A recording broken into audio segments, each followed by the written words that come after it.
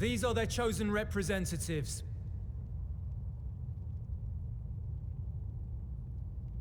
Very well.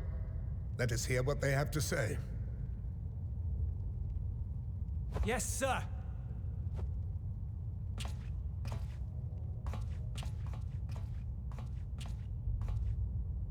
I present to you our commander, Lord Quintus Van Kina, Legatus of the First Legion. The First? I had no idea you had survived.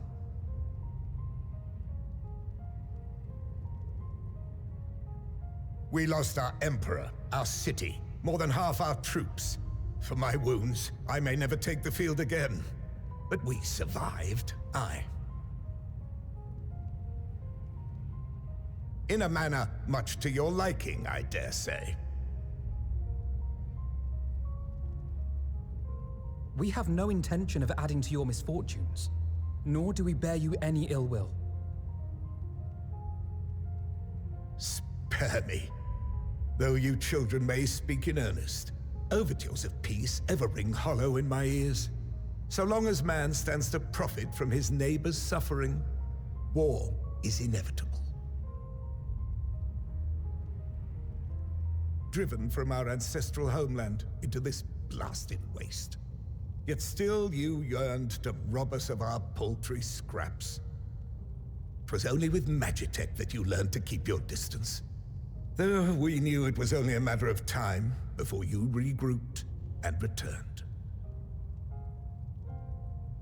Conquest and empire were our only defenses.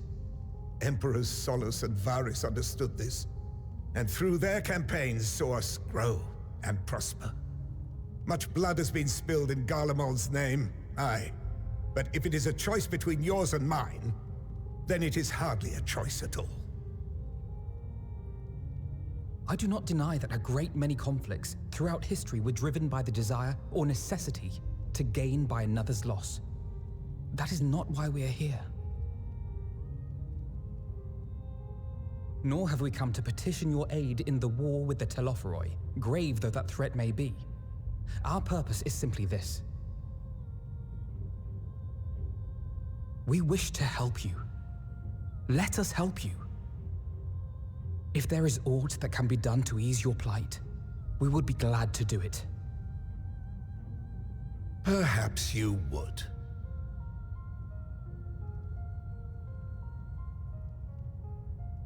But regardless of the ideals you espouse, your leaders would not send an army into Garlemald if they did not stand to benefit.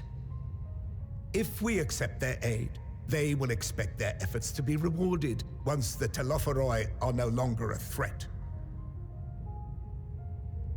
And after compensation and concessions, the great empire would be brought to heel. Her enemies rejoice at her downfall. Our third eye, a mark of shame. We won't stand idly by and let your people be humiliated. And we're not alone in that. We only want to make a difference, to make this world of ours better. Surely you can understand that. What I'm trying to say is, there are so many people who just don't care about making you suffer. And maybe that's almost insulting after all the suffering you feel the world has subjected your people to, but believe it or not, that's the truth. And now we're here, and all we're asking is for you to tell us what you want, what you hope for. So much blood has been shed, so much lost. All because of this endless war. Who wouldn't want to end it? Can we not work together to face our problems as one?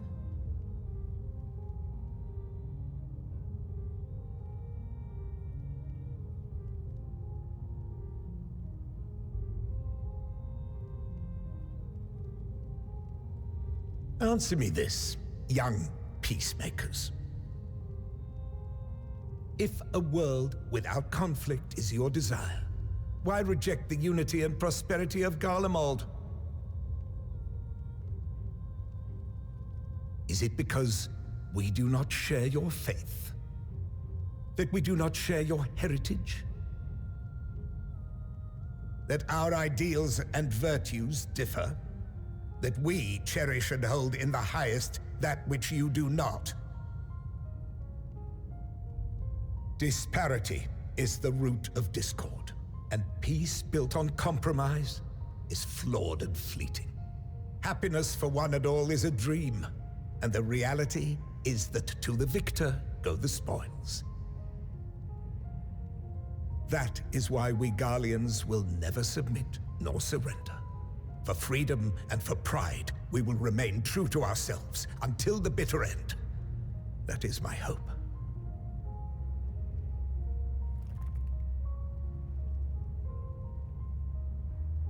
It seems there is nothing more to say on the matter.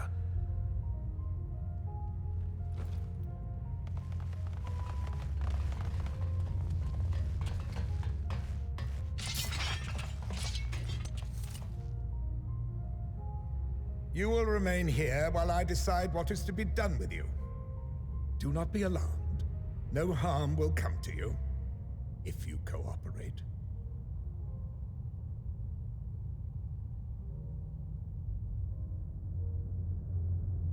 We will not resist.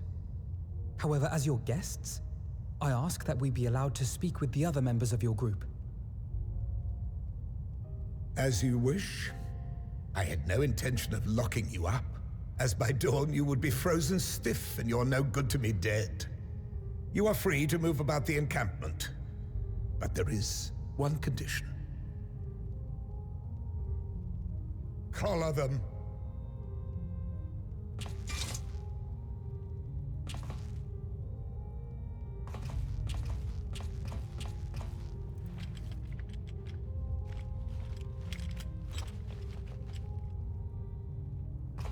What are these?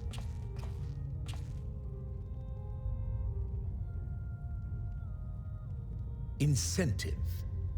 You'll be watched at all times. Stray too far or act suspiciously, and we will administer a rather painful shock. Stop. Keep away from that one.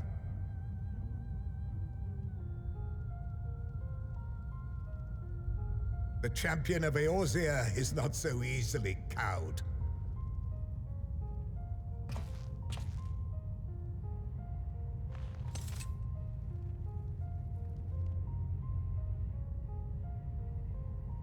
Even if she allowed herself to be collared, the shock would be no more than an itch. No. If she refuses to obey, we will activate the twins' restraints instead.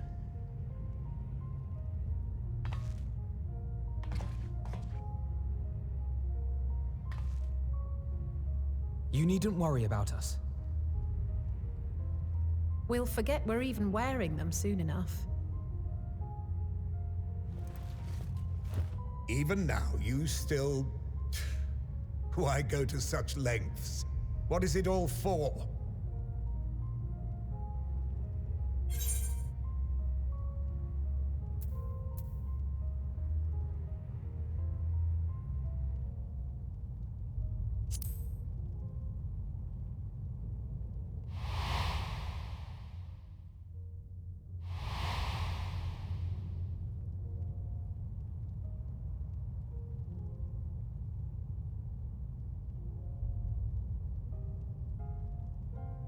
You are a curious one.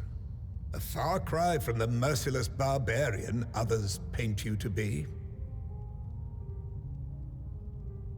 You will be their warden. Take them away. Yes, sir.